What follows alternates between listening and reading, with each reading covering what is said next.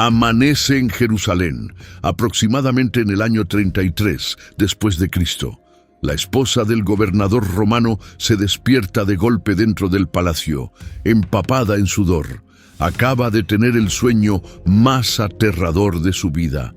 Llama a un sirviente y le pide que corra hasta su esposo con un solo mensaje. No toques a ese hombre. Es inocente. Hoy he sufrido mucho en sueños por su causa. Pero esta es la parte de la que nadie habla. Esta mujer no era judía. Nunca escuchó predicar a Jesús. Rezaba a Júpiter y a Marte. Y es la única persona en toda la historia de la pasión que intentó activamente salvarlo. Esta es la historia de Claudia Prócula. Y empieza en un mundo que no podría ser más distinto al nuestro. Estamos en la Roma imperial, la época del emperador Tiberio César, un imperio que se extiende desde el desierto del Sahara hasta los bosques de Germania, desde las costas de España hasta las arenas de Mesopotamia. Roma no es solo una ciudad, Roma es el mundo, y si naces en la clase social adecuada de la sociedad romana, vives una vida que parecería absurda incluso para los estándares actuales. Claudia, según las tradiciones más antiguas, no era una mujer romana cualquiera. Algunas fuentes la vinculan directamente con la dinastía Julio-Claudia, la propia familia imperial. Se dice que era la hija ilegítima de Julia, la hija del emperador Augusto. Julia, aquella con la que Tiberio se casó y a la que después desterró por su, digamos, pintoresco estilo de vida. Ahora bien, no sabemos con certeza si esta conexión de sangre es real, pero una cosa es segura. Claudia pertenecía a un rango muy alto, pura aristocracia, y se nota por un detalle que parece pequeño, pero que en realidad lo cambia todo. Las esposas de los gobernadores romanos tenían prohibido seguir a sus maridos a las provincias. Existía una ley específica que lo impedía.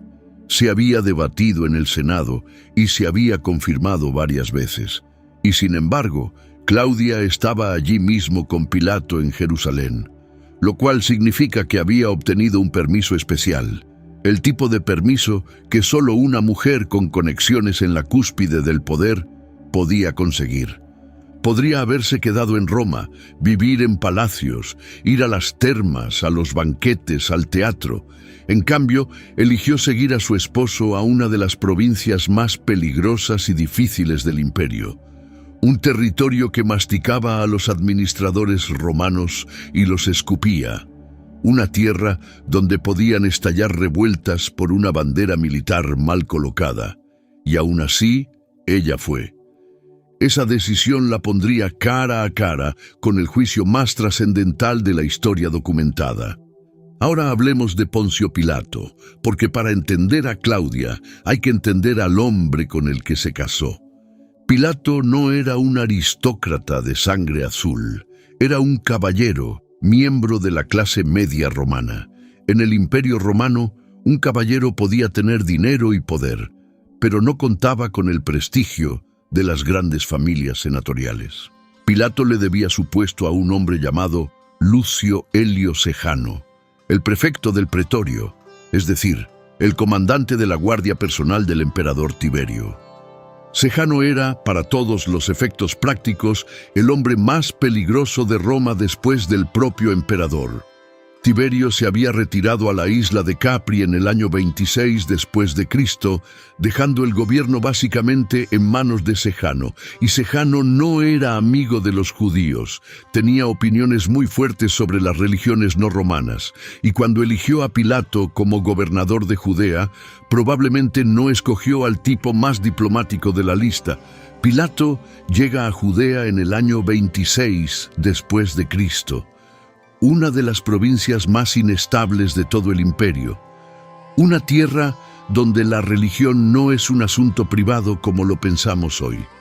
Para el pueblo judío, la religión es la ley, la política, la identidad nacional, todo junto.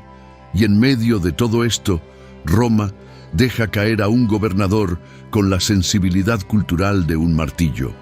Una de las primeras cosas que hace Pilato al llegar a Jerusalén es introducir los estandartes militares romanos en la ciudad. Estandartes que llevaban la imagen del emperador. Para un romano eran solo banderas militares. Para los judíos eran ídolos, imágenes de un hombre que se llamaba a sí mismo divino, llevadas a la ciudad santa. El resultado fue inmediato y enorme. Multitudes de judíos marcharon hasta Cesarea, la sede oficial del gobernador en la costa mediterránea, y se tiraron al suelo durante días, dispuestos a morir antes que aceptar la ofensa. Al final, Pilato cede, retira los estandartes, pero la relación entre él y el pueblo que debe gobernar se rompe antes incluso de empezar. Después está el acueducto. Pilato toma dinero del tesoro del templo, el Corbán, para construir un sistema de agua. Técnicamente útil, sí, pero ese dinero era sagrado, y cuando estallan las protestas, Pilato no negocia. Manda soldados disfrazados de civiles a la multitud con porras escondidas debajo de las capas. Cuando da la señal, los soldados atacan, la gente muere en las calles. Pero esto es lo que hace que la situación de Pilato sea realmente peligrosa. En el año 31 después de Cristo, allá en Roma, Sejano queda expuesto como traidor. El emperador ordena su ejecución. A Sejano lo estrangulan en prisión. Toda su familia es asesinada, incluidos sus hijos. Sus estatuas son derribadas por todo el imperio. ¿Y Pilato? Pilato acaba de perder al único hombre en Roma que lo protegía. Cada queja sobre él que llegue al emperador es ahora un arma cargada. Si el pueblo de Judea presenta una protesta formal, Pilato arriesga perderlo todo. Su carrera, su libertad, su vida. Este es el hombre que se sentará en el asiento del juez cuando Jesús de Nazaret sea arrastrado ante él. Un gobernador ya acorralado, ya asustado, que ya está haciendo cálculos que ningún juez debería hacer jamás. Y lo que viene a continuación lo pondrá a prueba de maneras para las que no está preparado. Antes de llegar al juicio, hay que entender qué sabía Claudia sobre Jesús, porque ella no vivía en una burbuja, estaba en Jerusalén, o al menos pasaba mucho tiempo allí. Y si hay algo que sabemos de Judea en aquellos años, es que todo el mundo había oído hablar de aquel predicador de Galilea. Jesús no era un fenómeno local. A esta altura de la historia, su fama se había extendido por toda la región. Curaba a los enfermos, devolvía la vista a los ciegos, multiplicaba el pan, caminaba sobre el agua, según sus seguidores, y sobre todo decía cosas que nadie más se había atrevido a decir.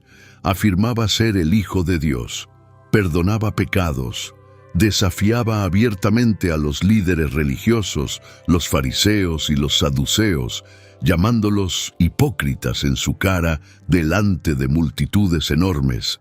Ahora imagínate a Claudia en el palacio del gobernador, una mujer romana educada, curiosa, probablemente inquieta por la vida provincial. Jerusalén no es Roma, no hay juegos, no hay circo máximo, no hay vida social de capital. La oferta cultural es limitada, la tensión política es constante, y entonces empiezan a llegar informes sobre un hombre que hace cosas que nadie puede explicar.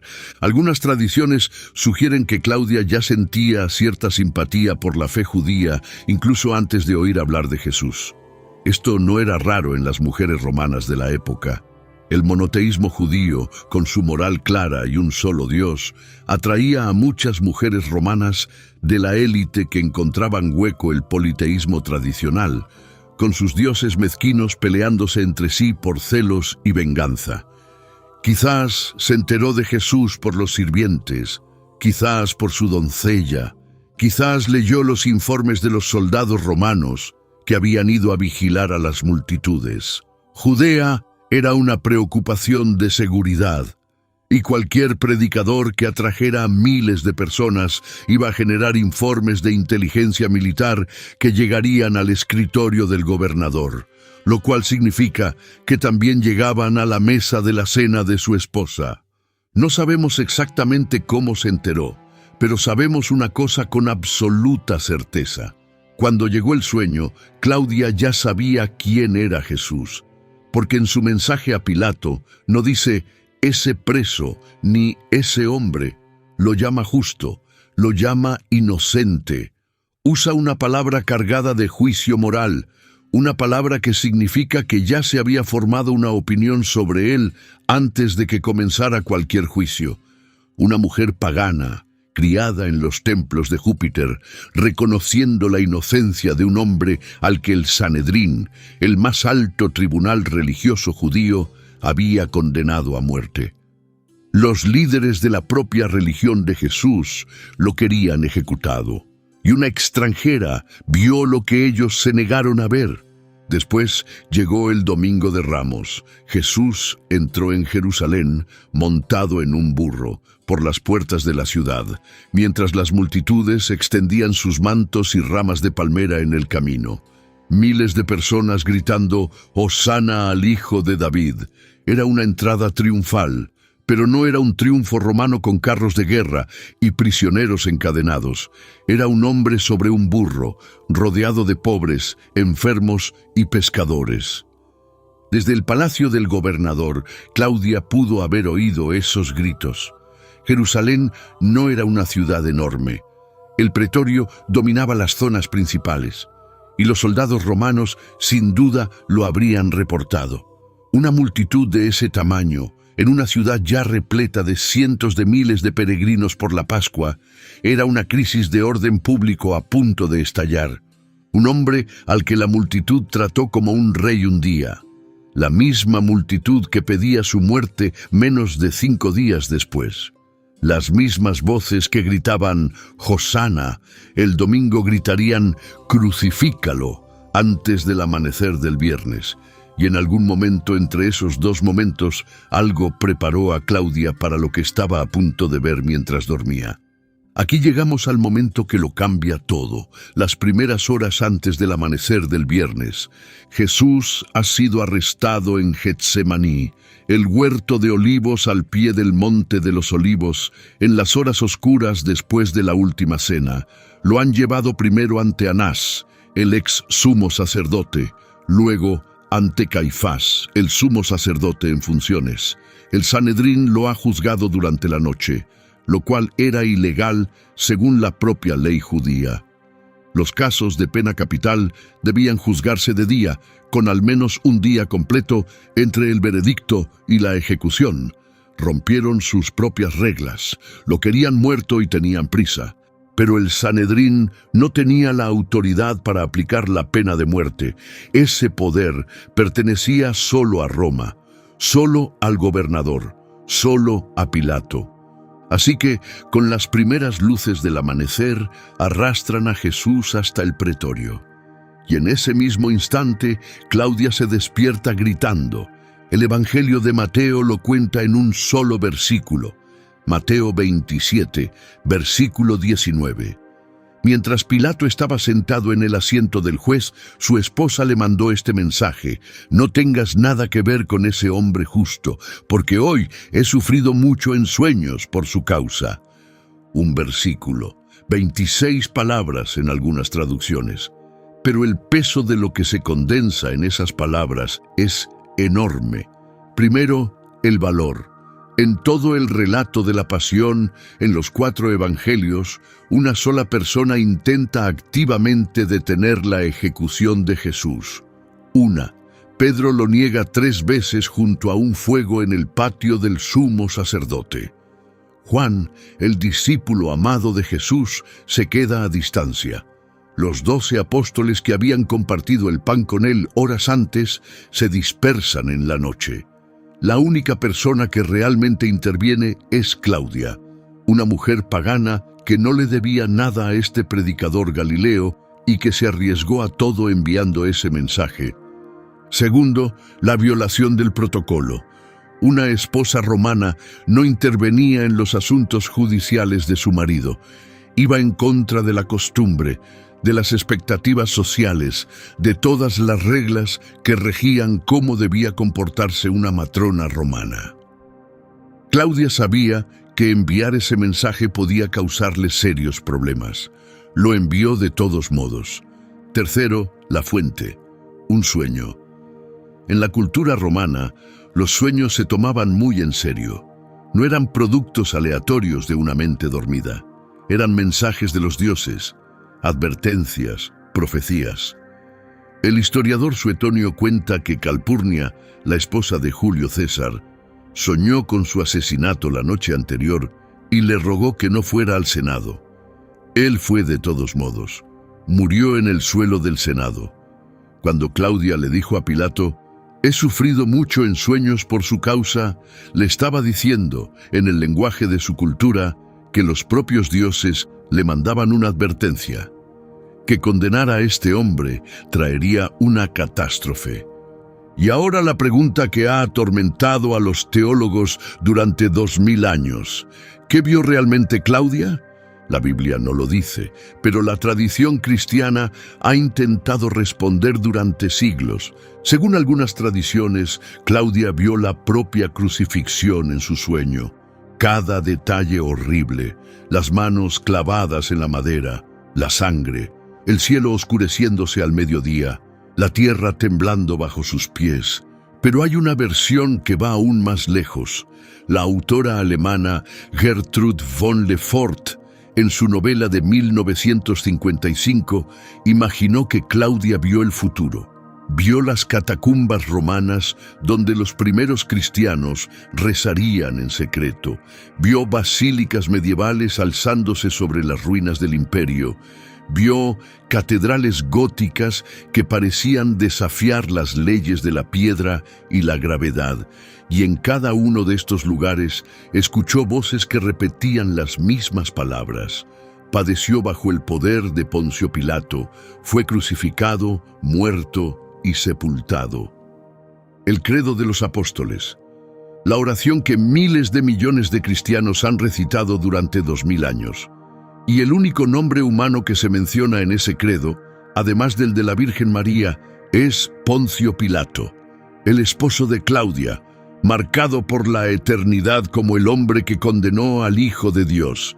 Imagínate ver eso en un sueño, el nombre de tu marido repetido durante siglos en cada idioma de la tierra, no con gloria, no con honor, sino como una marca del acto que hizo posible la salvación y permanente la condena. Generaciones y generaciones de voces en idiomas que aún no se han inventado, todas repitiendo ese nombre como sinónimo de fracaso moral. Ese es el peso que cargaba Claudia cuando llamó al sirviente y le dictó ese mensaje. Pero Pilato no escuchó. Sigamos lo que pasa a continuación, porque el fracaso de Pilato no es una simple cobardía, es algo peor, es una cobardía calculada. Pilato interroga a Jesús y se da cuenta casi de inmediato de que este hombre no ha hecho nada malo. Lo dice claramente. No encuentro culpa en este hombre. Lo repite varias veces en los distintos relatos de los evangelios. Pilato sabe que Jesús es inocente y sabe exactamente por qué los líderes religiosos lo quieren muerto. Mateo lo escribe con una claridad brutal. Sabía que por envidia lo habían entregado. Envidia. Los jefes de los sacerdotes entregaron a un hombre inocente porque era más popular que ellos, más confiable que ellos, más seguido que ellos. Entonces llega el mensaje de Claudia, y el hecho de que Pilato se detenga a leerlo en medio de un juicio, con la multitud gritando afuera y los sacerdotes presionándolo adentro, te dice que se lo tomó en serio.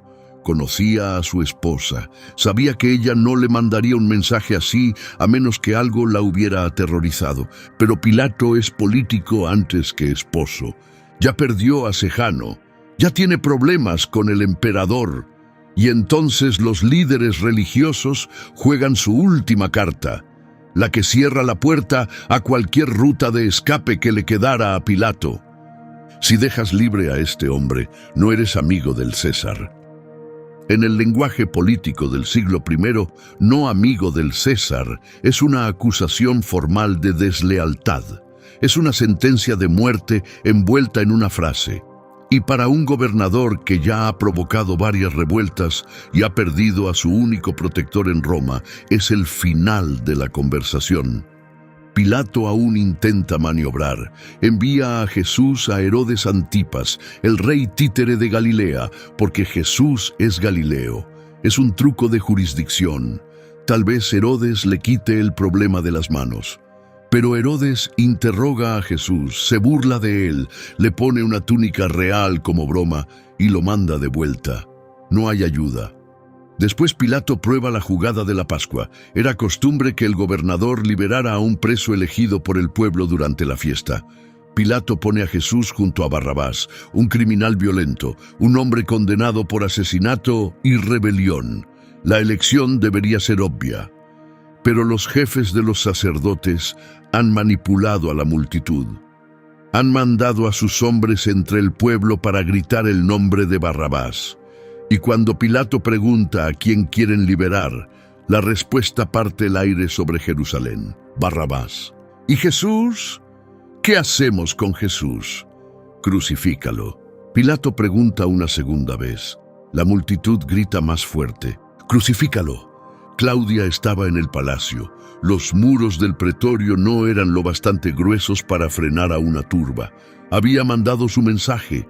Había hecho lo único que podía hacer. Y ahora escuchaba a la multitud pedir la sangre del hombre que ella sabía inocente. Pilato toma un recipiente con agua, se lava las manos delante de la multitud. «Soy inocente de la sangre de este hombre justo», dice. «Allá ustedes». La multitud responde con una frase que todavía resuena hoy: «Que su sangre caiga sobre nosotros y sobre nuestros hijos». Y Pilato entrega a Jesús. Los soldados lo azotan, le clavan una corona de espinas en la cabeza, lo golpean, se burlan de él, le ponen una túnica púrpura sobre los hombros y se inclinan ante él entre risas. Y después lo llevan por las calles de Jerusalén hasta el Gólgota, la colina fuera de las murallas de la ciudad, y lo clavan en una cruz entre dos ladrones. Al mediodía el cielo se oscurece. Los evangelios nos cuentan que desde el mediodía hasta las 3 de la tarde, la oscuridad cubrió toda la tierra.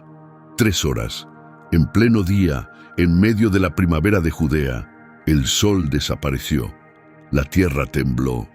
El velo del templo, esa cortina enorme que separaba el lugar santísimo del resto del templo, se rasgó de arriba a abajo. Las rocas se partieron. Según Mateo, hasta las tumbas se abrieron. Y la primera persona en entender lo que estaba pasando no fue un discípulo, no fue un sacerdote, fue un centurión romano, un soldado pagano de pie al pie de la cruz, que, al ver todo esto, dijo una frase que sobreviviría al propio imperio romano. Verdaderamente este hombre era el Hijo de Dios. Un soldado pagano, igual que Claudia era una mujer pagana. Una vez más, los de fuera viendo lo que los de dentro se negaron a ver. Una vez más, los extranjeros reconociendo lo que el pueblo elegido negaba. Claudia estaba dentro del palacio cuando cayó la oscuridad al mediodía, mientras el suelo temblaba bajo los pisos de mármol, mientras los gritos llegaban desde el Gólgota traídos por el viento. Había intentado detenerlo. Había roto el protocolo, las costumbres, todas las reglas que regían su mundo, y no había sido suficiente.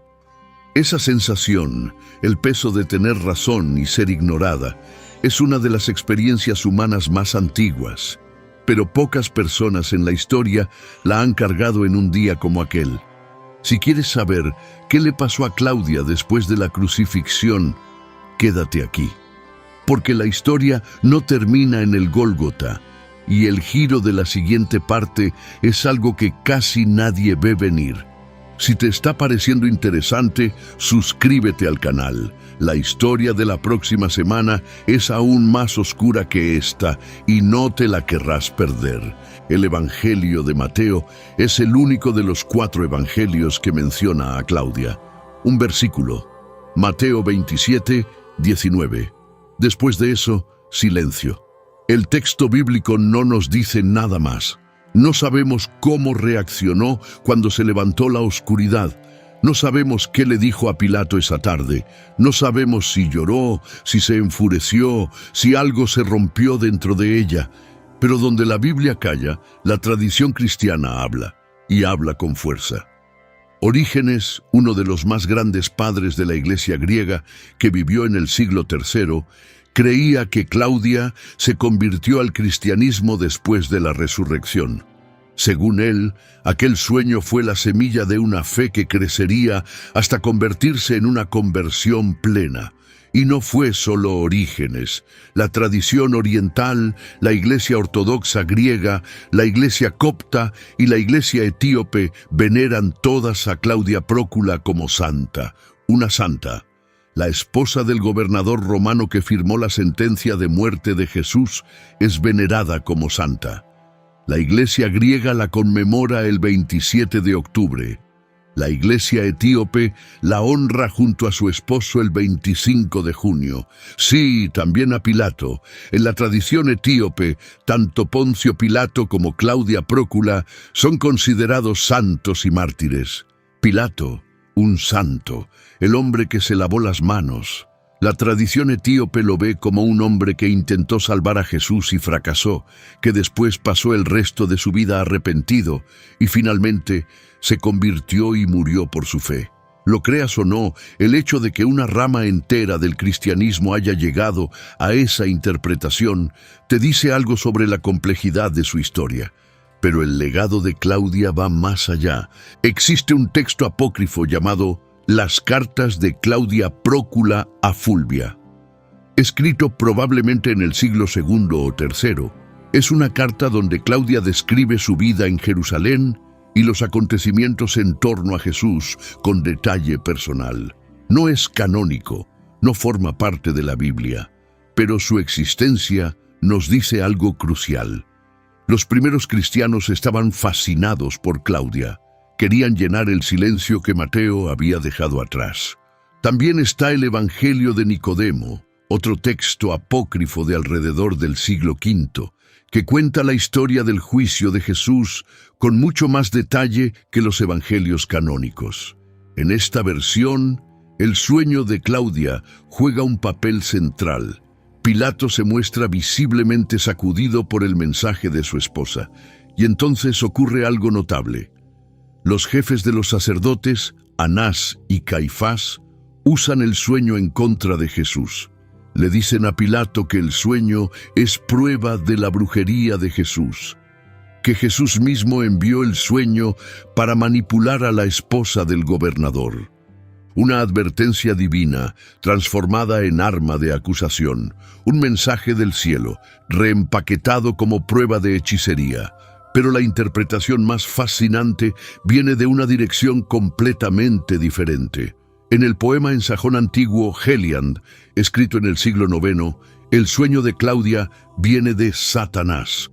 Según esta lectura, Satanás envía el sueño porque está aterrorizado. Se da cuenta de que si Jesús muere en la cruz, se cumplirá la redención. Las puertas del infierno se romperán. El dominio del pecado llegará a su fin. Así que Satanás intenta impedir la crucifixión, advirtiendo a Claudia. Esto da la vuelta por completo al significado del sueño. No es Dios quien advierte a Claudia para salvar a un hombre inocente. Es el diablo quien intenta detener el plan de Dios salvando a un hombre inocente. Lo cual significa que en esta versión, Claudia, sin saberlo, estaba siendo usada por el enemigo de todo lo que intentaba proteger. La teología se vuelve vertiginosa aquí, porque si aceptas esta interpretación, el sueño fue una compasión genuina utilizada como arma por el mal para un propósito que Claudia no podía comprender. Ella intentaba hacer lo correcto desde una perspectiva humana, pero desde una perspectiva cósmica, la crucifixión tenía que ocurrir. Jesús tenía que morir para que la muerte misma pudiera ser derrotada. Dios y el diablo, jugando una partida en un tablero que ningún ser humano podía ver, y Claudia en medio, actuando según su conciencia, sin darse cuenta de que su propia conciencia estaba siendo tirada en dos direcciones por fuerzas más allá de su entendimiento. Esta es una de las paradojas más profundas de la fe cristiana.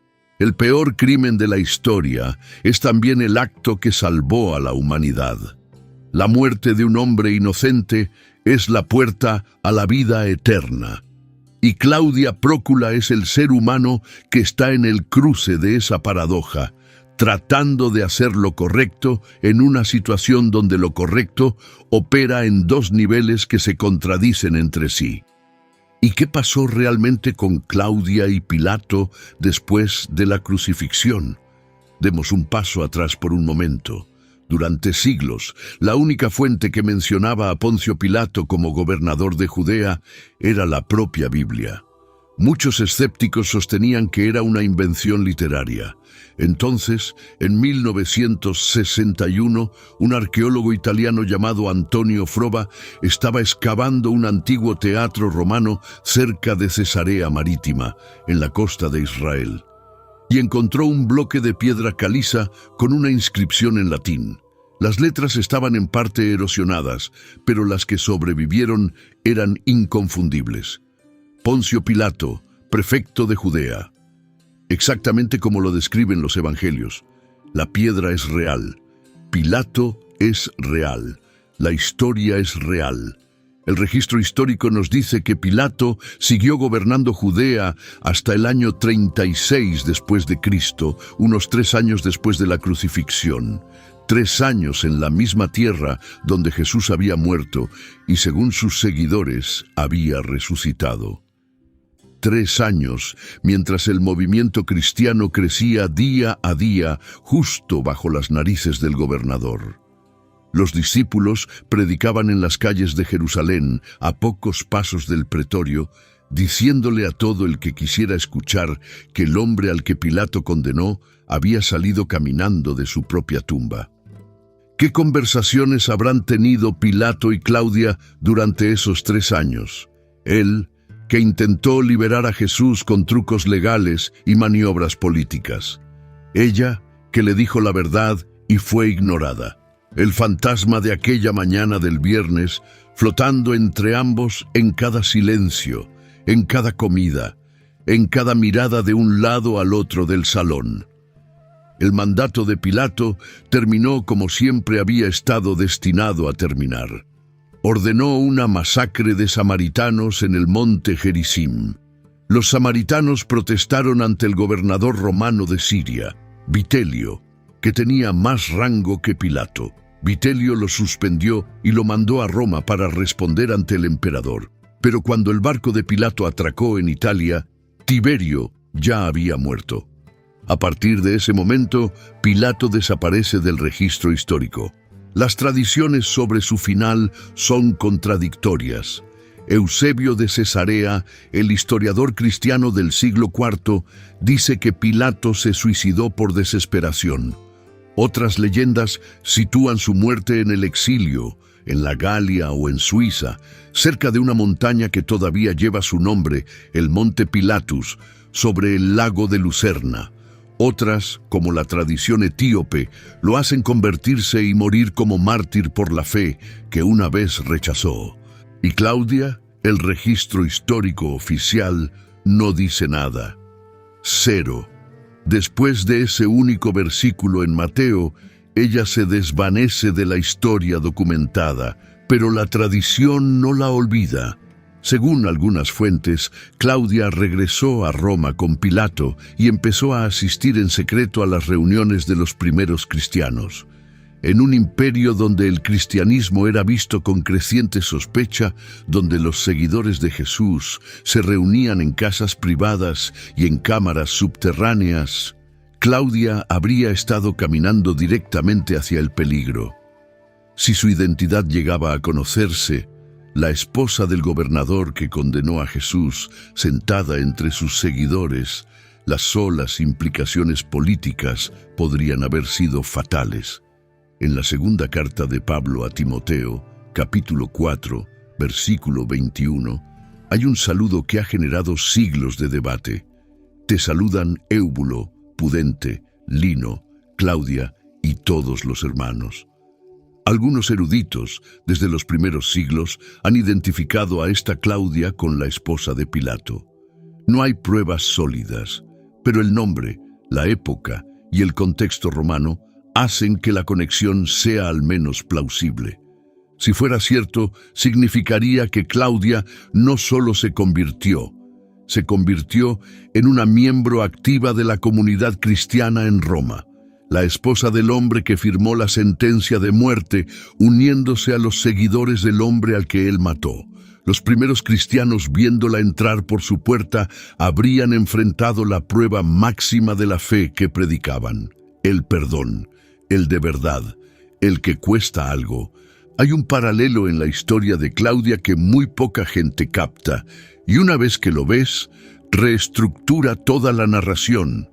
Eva y Claudia. En el Génesis, Eva usa su influencia sobre Adán para llevarlo hacia el fruto prohibido.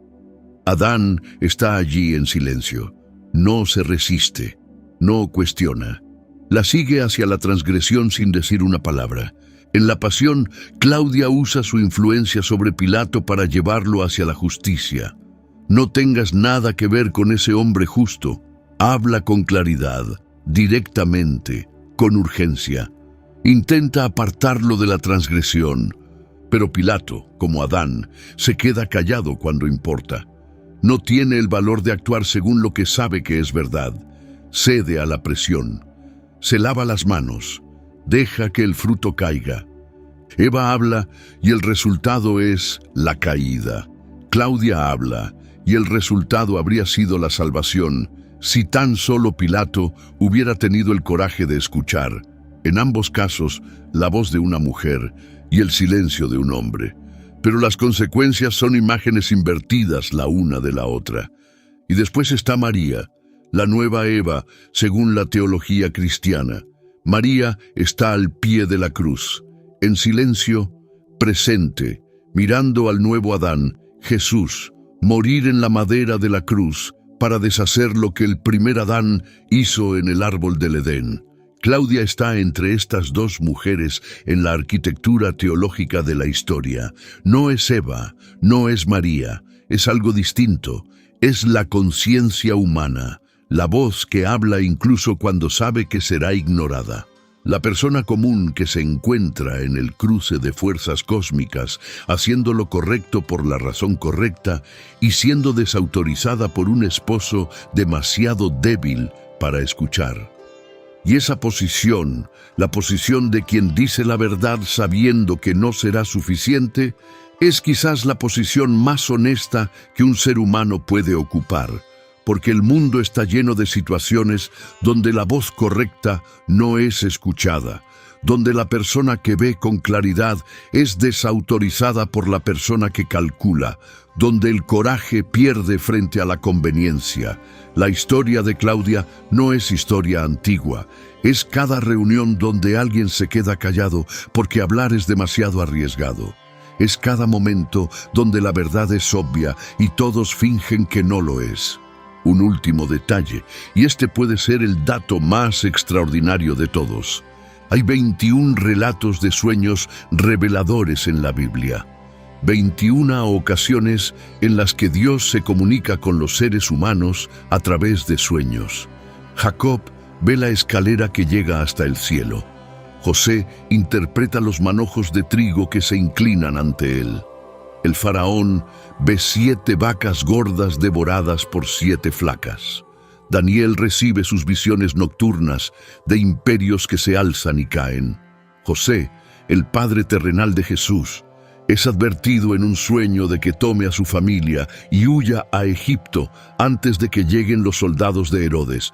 21 sueños, y de los 21, exactamente uno fue dado a una mujer. 1. El sueño de Claudia Prócula, la esposa de Pilato, La única mujer en toda la Biblia que recibe un sueño revelador de Dios es una pagana romana que creció rezando a Minerva y asistiendo a sacrificios en el templo de Vesta. No es una profetisa judía, ni una matriarca de Israel, ni una seguidora devota de la ley de Moisés. Es Claudia Prócula. Y ese único hecho te dice algo enorme sobre cómo la Biblia representa la comunicación divina. El mensaje no va al más piadoso, va al más abierto. No sigue credenciales religiosas. Sigue al corazón dispuesto a responder. Claudia no tenía formación teológica, ni tradición profética, ni escrituras que la guiaran. Tenía un sueño y una conciencia, y actuó según ambos. El nombre de Claudia Prócula se ha perdido en la historia oficial. No hay ningún libro de la Biblia dedicado a ella, ninguna carta que lleve su nombre, ningún capítulo. Hay un versículo, un solo versículo, pero ese versículo contiene una lección que 2000 años no han logrado desgastar. Que el coraje no requiere la fe correcta, requiere el corazón correcto. Que hacer lo correcto no garantiza el resultado correcto, pero quedarse callado garantiza el resultado equivocado. Que Dios, o la verdad, o como quieras llamar a la fuerza que mueve la conciencia, puede hablar a través de cualquiera. Un profeta, un rey, un pescador, o la esposa pagana de un gobernador romano que rezaba a los dioses equivocados, y aún así escuchó la voz correcta. Claudia no salvó a Jesús. No podía. El plan de salvación exigía la cruz. Pero Claudia hizo algo que Pedro no pudo hacer junto a aquel fuego, que los apóstoles no pudieron hacer en su miedo, que Pilato no pudo hacer con todo el poder de Roma detrás de él. Habló.